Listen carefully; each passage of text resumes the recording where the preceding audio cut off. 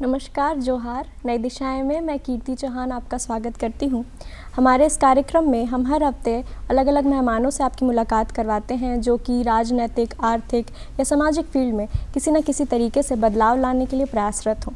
आज इसी कड़ी में हम बातचीत करने वाले हैं विनोद कुमार महतो जी से, जो कि हमारे झारखंड की लोक संस्कृति का एक बहुत अभिन्न अंग होता है। हमारे यहाँ के लोक नृत्य, उस लोक नृत्य में से एक विलुप्त प्राय लोक नृत्य है घोड़ा नृत्य, जिसके संरक्षण के लिए बहुत अच्छा काम कर रहे हैं और बहुत सालों से काम कर रहे हैं और इन्हें कई पुरस्कार से नवाजा जा चुका है, जिसमें से कि एक मेंशन वर्दी पुरस्कार, साहित्य अकेडमी पुरस्कार से भी इन्हें नवाजा जा चुका है। और आज हमारे बीच इस विषय पर चर्चा करने के लिए मौजूद हैं विनोद कुमार महतो जी। नमस्कार सर, बहुत बहुत स्वागत जोहार है हमारे कार्यक्रम में। सबसे पहले तो सर, क्योंकि मुझे लगता है हमारे दर्शकों में से कई लोग होंगे जिन्हें कि घोड़ा नृत्य के बारे में नहीं पता होगा या कभी उन्होंने देखा नहीं है, तो अगर आप उनको बताना चाहें कि ये किस तरीके का डांस फॉर्म है और इसकी शुरुआत कैसे हुई थी।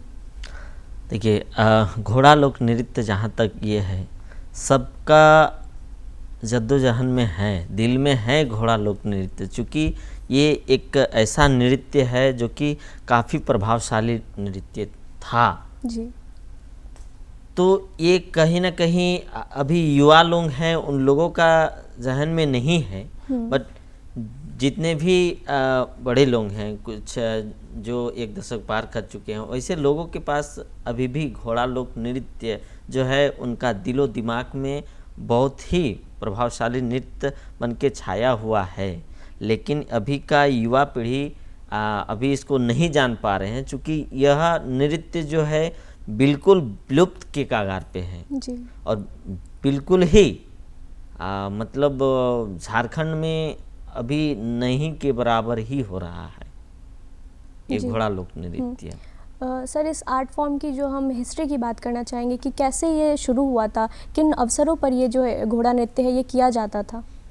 देखिए, घोड़ा लोक नृत्य आदि काल का नृत्य है जी। ये कैसे शुरू हुआ था, कहाँ से शुरू हुआ था, कब शुरू हुआ था, इसका तो सटीक बताना संभव नहीं है, क्योंकि ये आदिकाल का नृत्य था।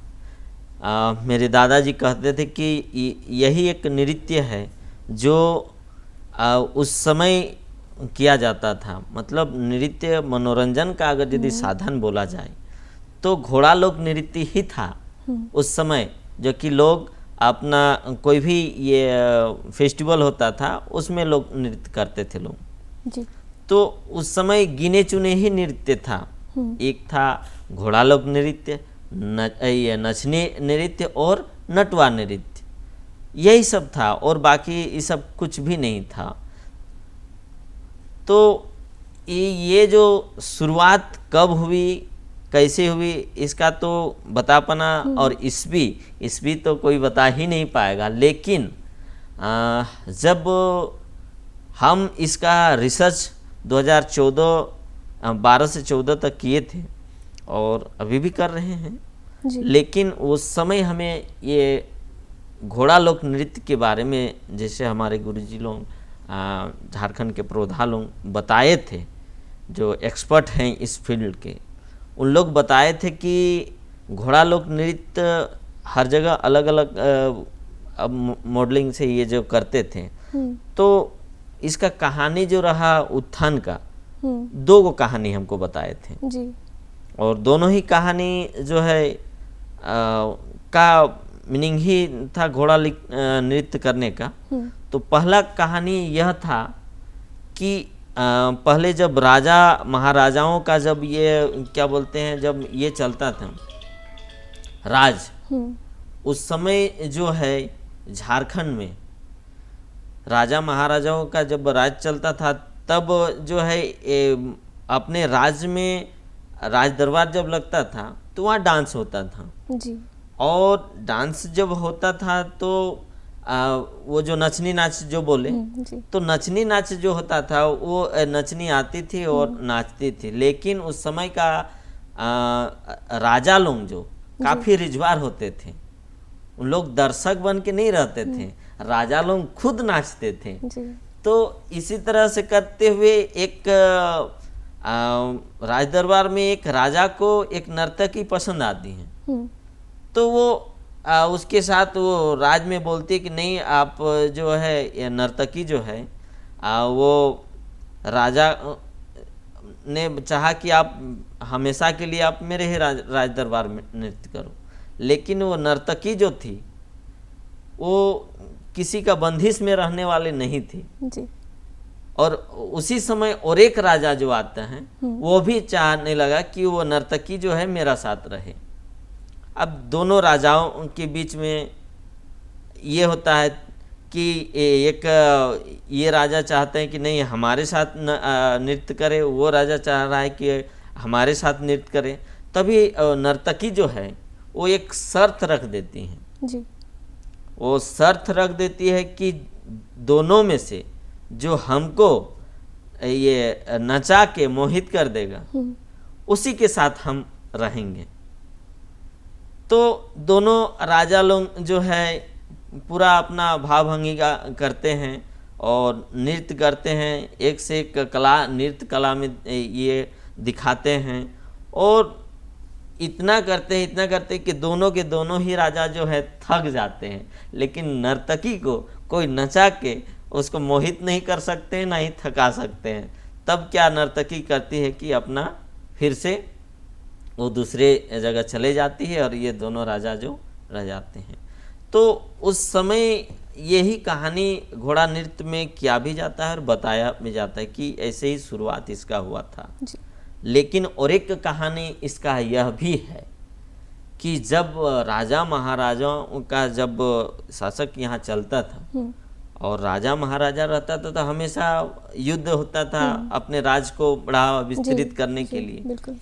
तो क्या हुआ कि वहाँ पे जो है एक राजा जब दूसरे राजा पर ये अटैक करने के लिए जाता था जी। तो वैसे समय पे क्या है कि अपने राज दरबार से ही अपने शरीर में हुंकार भरने के लिए, जोश भरने के लिए घोड़ा पे सवार होके लोग नाचते हुए रणभूमि तक जाते थे।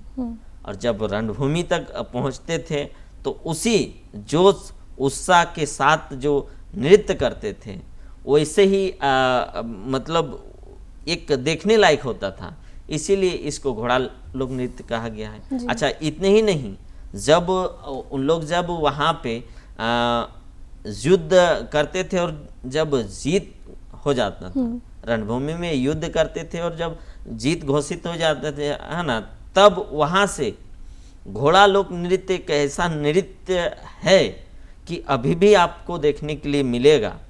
कभी भी देखने को मौका मिले तो जरूर देखिएगा। जो भी नृत्य करते हैं उन लोग का क्या ये रहता है। तो कहने का मतलब यह है कि लोक नृत्य तो बाद में इसका नाम आया, लेकिन उस समय जब रणभूमि से आते थे तो किसी का हाथ कटा हुआ है, किसी का पैर कटा हुआ है, तीर लगा हुआ है, भला हुआ है, युद्ध में अनेक प्रकार का ये लगता था, चोटिल होते थे, घायल हो जाते थे, लेकिन वो फिर भी उत्साह के साथ घोड़े पे सवार होके और नाचते हुए आते थे। इसीलिए घोड़े पे सवार होकर ये नाचते हुए जब अपना फिर राज दरबार में आते थे तो इसीलिए इसका नाम शायद घोड़ा लोक नृत्य रखा गया, जो हम अभी समझ पा रहे हैं। और जो हमको घोड़ा लोक नृत्य करने वाले जो प्रौढ़ लोग रहे थे उन लोगों ने जो बताए उसके अनुसार हमने आपको ये बताया। तो ये योद्धाओं का नृत्य था जब वो, हाँ, इसीलिए इस नृत्य को वीर रस की नृत्य कहा गया है जी। विनोद जी, जानना चाहेंगे कि आपका इस नृत्य से जुड़ाव कब हुआ, कब आपने ये नृत्य सीखा और करना स्टार्ट किया? देखिए, ये खास करके घोड़ा लोक नृत्य के बारे में अगर यदि कहा जाए तो हम बहुत ही ज़्यादा दिन से तो नहीं कर रहे हैं। अच्छा। लगभग हमें याद है 2012 से 14 तक हमको भारत सरकार सांस्कृतिक मंत्रालय का स्कॉलर मिला था जी, दिल्ली। स्कॉलर मिला था ये अपने लोक कला के बारे में ये रिसर्च करने का जी।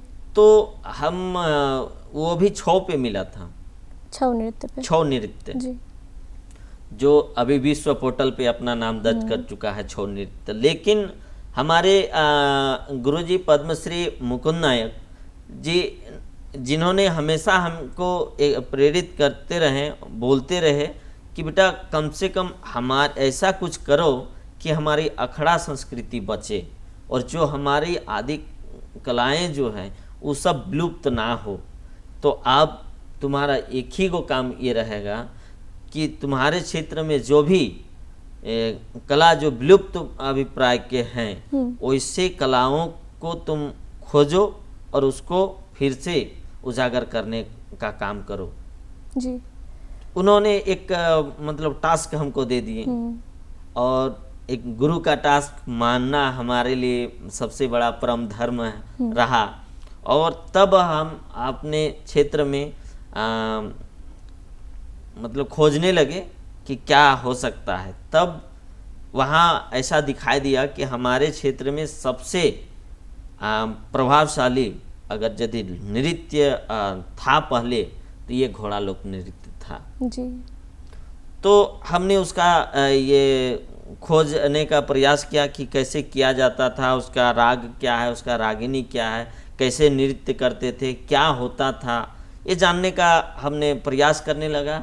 उस ये में पूरे क्षेत्र में बोकारो, धनबाद, हजारीबाग, गिरिडीह, आपका इधर ये नागपुर क्षेत्र जितना भी है सभी ये दक्षिणी में तो आप जगह जगह जाने लगे, जगह और जगह जाने लगे। इसका कौन एक्सपर्ट लोग हैं, इन लोगों से पूछने लगे, जानने लगे, प्रयास करने लगे कि कैसे होता था, इसके बारे में रिसर्च करने लगे। तो बहुत सारे लोग जहाँ करते थे उन लोगों को देखे कि बहुत जगह बताते थे कि नहीं फलाना जगह के लोग करते थे जी। हमने वहाँ गया, वहाँ से जानकारी लिए तो बहुत जगह ऐसे गए जो जहाँ वो लोग आज हैं भी नहीं। अच्छा। वैसे जगह भी गए तो बाद में पता चला कि नहीं ये नृत्य जो था काफ़ी प्रभावशाली था, लेकिन अभी कोई नहीं कर पा रहा है। आजकल सब डीजे के धुन में सब झूम रहे हैं, तो कहाँ से ये लोक नृत्य करेंगे। तो बहुत सारे जगह पे ऐसा मिले जो एकदम नृत्य करने की अवस्था में नहीं थे। अच्छा।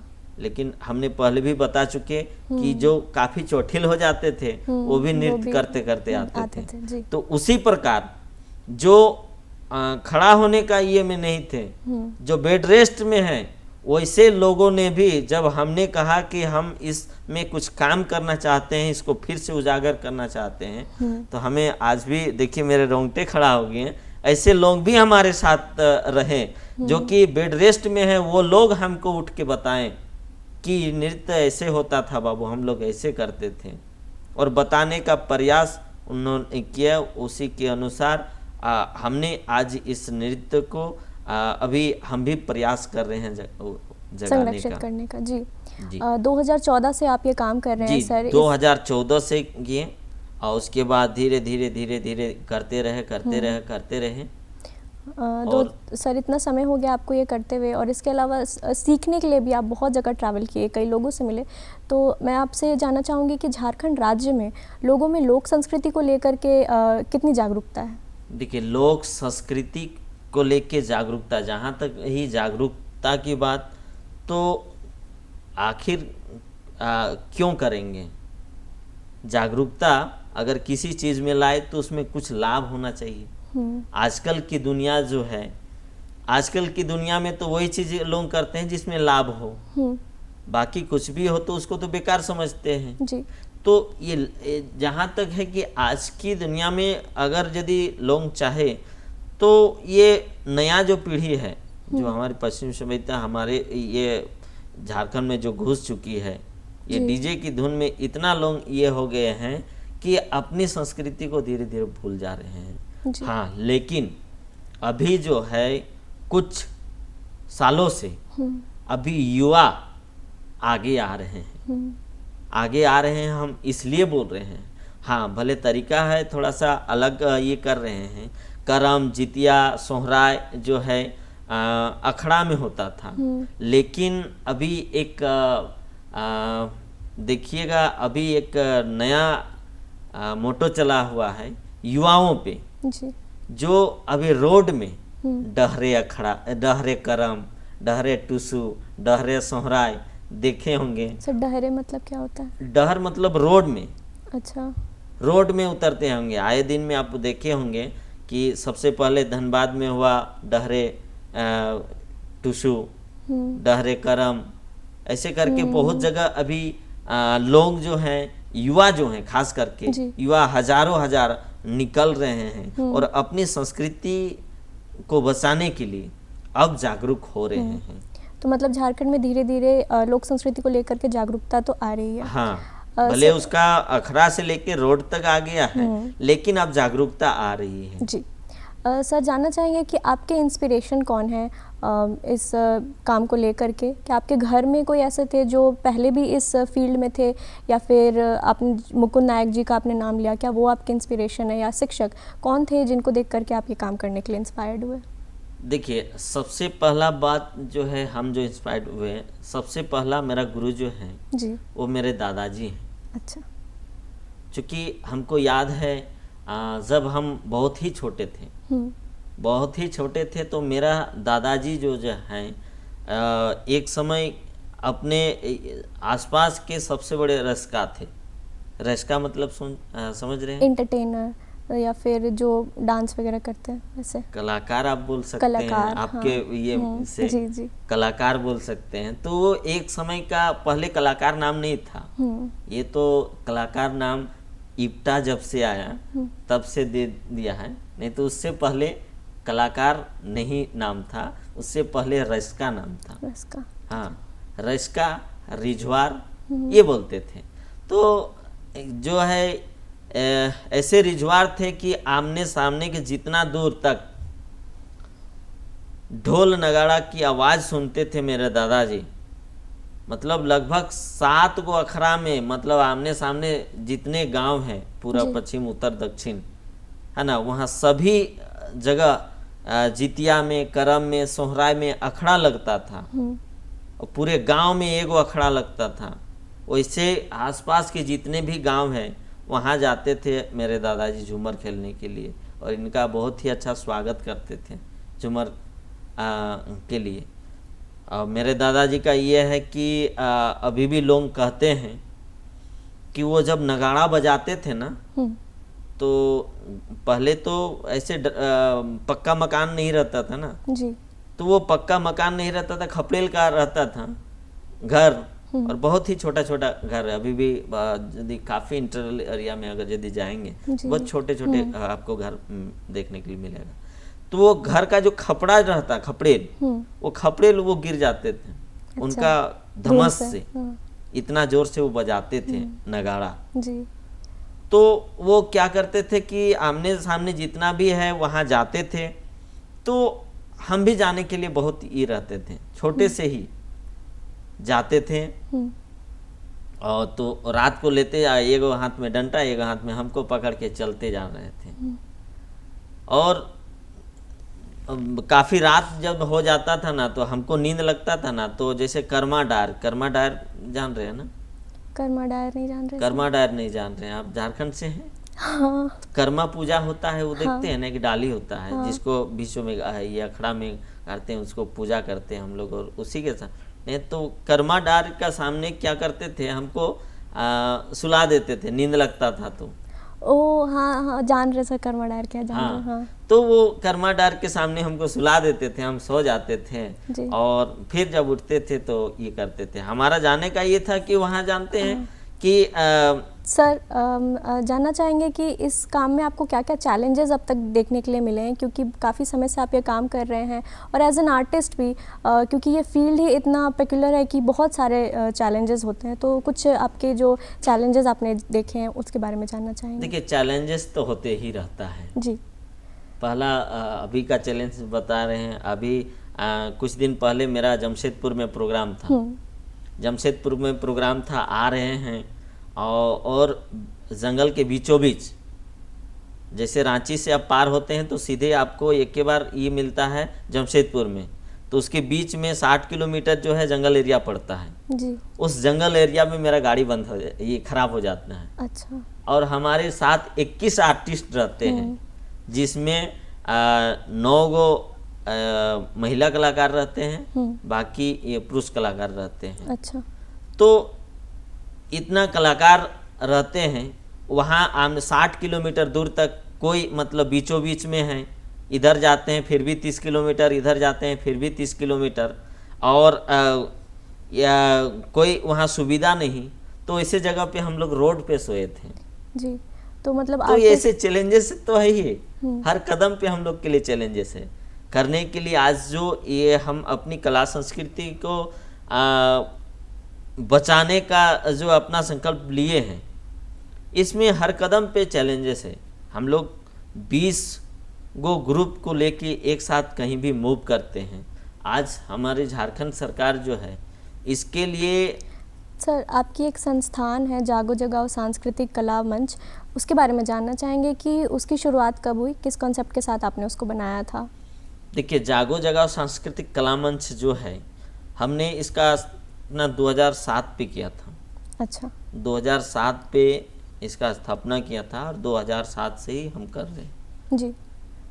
तो 2007 से हम इसको कर रहे हैं और इसका उद्देश्य ही यही था कि जागो जगाओ, इसका नाम पे ही आप देखे होंगे तो पहला शब्द क्या है कि जागो, दूसरा क्या है जगाओ, सांस्कृतिक कला मंच, है ना।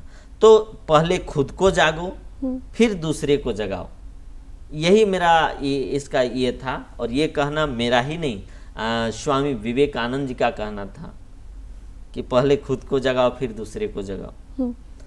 तो यही उद्देश्य से लेके हम इस कला संस्कृति को अपना संरक्षण और बढ़ावा देने के लिए इसका शुरुआत किए, चूँकि हमें भी बहुत सारा चीज़ जानना था, जो कि आप बताए घोड़ा लोक नृत्य के लिए कितना हमने मेहनत किया, सीखा, जाना, उसके बाद इसको अब फिर अभी लोगों के बीच में अभी जो है लोगों को अभी जगाने का काम कर रहे हैं जिस तरह का। सर आप खुद तो घोड़ा नृत्य आपने सीखा ही और इसके संरक्षण के लिए काफ़ी काम किया, पर आप क्या वर्कशॉप भी देते हैं, लोगों को सिखाते भी हैं ये कला? हाँ, वही हम बताना चाह रहे थे कि ये अभी जो है घोड़ा लोक नृत्य हम निःशुल्क प्रशिक्षण अभी युवाओं में जागृति लाने के लिए निःशुल्क प्रशिक्षण प्रत्येक साल, मतलब अपने ये समय के अनुसार कभी 8 दिन कभी 16 दिन का ये वर्कशॉप हमेशा देते ही रहते हैं अभी। और ये लगातार प्रत्येक साल हम वर्कशॉप रखे हैं। इस साल हमें झारखंड सरकार भी मदद की थी इस काम के लिए। बहुत साल ऐसे ही करते आए, लेकिन झारखंड सरकार भी इस बार हमें मदद की थी लोगों को जगाने के लिए, लोगों को वर्कशॉप में सिखाने के लिए। विनोद जी, जानना चाहेंगे कि अगर आपका ये नृत्य हमें देखना है तो हम कहाँ आ सकते हैं, या फिर अगर किसी को ये सीखना है, वर्कशॉप में आपके अटेंड करना है तो हम कहाँ आ सकते हैं, कैसे कर सकते हैं आपको कांटेक्ट? हम तो बताए कि प्रत्येक साल जो है हम ये वर्कशॉप फ्री ऑफ कॉस्ट जो है ये करते हैं, ट्रेनिंग देते हैं।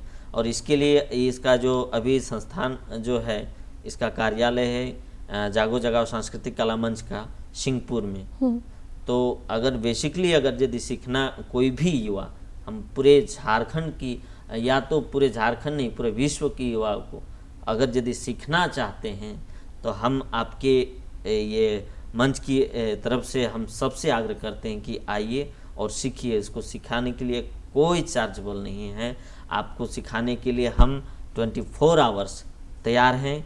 आप आइए, संपर्क कीजिए जागो जगाओ सांस्कृतिक कला मंच में। जी विनोद जी, आज जो हमारे दर्शक ये कार्यक्रम देख रहे हैं, अगर आप लोक संस्कृति को लेकर के या फिर घोड़ा नृत्य के को लेकर के अगर कोई हम कुछ कहना चाहें उनको, तो आप क्या कहेंगे? हम यही कहना चाहेंगे कि भाई जिनका अपना संस्कृति अगर यदि खो जाए ना तो उसका कोई अस्तित्व नहीं बचता है जी। इसलिए हम यही कहेंगे कि अपनी माँ, माटी, भाषा, संस्कृति को नहीं भूलना चाहिए। आज हमें आपके चैनल में आपके साथ हिंदी डिबेट कर रहे हैं, कहीं ना कहीं हमें खटक रहा है, क्योंकि हमको हिंदी नहीं खोरठा में बोलना था, हमारी मायकोरवा जो भाषा है उसमें बोलना था, है ना। लेकिन आपके अनुसार आज हम हिंदी में बोल रहे हैं। तो आप ये कुछ लाइन अगर खोटा में भी हमारे दर्शकों को कहना चाहें अंत में तो आप ज़रूर कह दीजिए। बिल्कुल। तो फिर जोहार तो इनके हम यह कह चाहबोन कि जागो जगाओ सांस्कृतिक कला मंच महान अगर यदि तो इनके काको भी कोई भी ये झारखंड का लोक नृत्य यदि सीखे कर आहन तो तोहिन जरूर आवा आर तोहिन के सिखाओ खातिर हम 24 घंटा तैयार ही हम जी आपन गीत संगीत कर खातिर ये माटी भाषा संस्कृति खातिर हमर पूरा जीवन निछावर आहन तो इनकर खातिर तो युवा सबके हम यह कहल चाहबोन तो इन आवा और सीखा। जी बहुत बहुत धन्यवाद विनोद जी हमारे साथ जुड़ने के लिए और बातचीत करने के लिए। आपका झारखंड की संस्कृति को लेकर के जो पैशन है और आपको घोड़ा नृत्य को लेकर के जो आप काम कर रहे हैं उसके लिए बहुत बहुत धन्यवाद और शुभकामनाएं आपके लिए। इसी तरीके से हम हर हफ्ते अलग अलग मेहमानों से आपकी मुलाकात करवाते हैं जो प्रयासरत हैं समाज में एक पॉजिटिव चेंज लाने के लिए, जैसे कि विनोद जी जो कि घोड़ा नृत्य जो कि विलुप्त हो रही है उसके संरक्षण के लिए काफ़ी सालों से और बहुत अच्छा काम कर रहे हैं। इनको बहुत सारे अवार्ड से भी नवाजा जा चुका है और इस तरीके से वो कई लोगों को प्रेरित भी कर रहे हैं हमारे झारखंड की लोक संस्कृति को बचाने के लिए। आज के कार्यक्रम में बस इतना ही। हमारा आज का जो एपिसोड है अगर आप वो देखना चाहते हैं यूट्यूब पर तो वो आप जा कर के डीडी झारखंड पे देख सकते हैं। इसके अलावा आप उसे सब्सक्राइब भी कर सकते हैं और दूरदर्शन के किसी भी कार्यक्रम को आप वहाँ जा कर के देख सकते हैं। आज के लिए बस इतना ही। मुझे दीजिए इजाज़त। मैं मिलूँगी आपको नई दिशाएं की अगली कड़ी में। तब तक के लिए जोहार।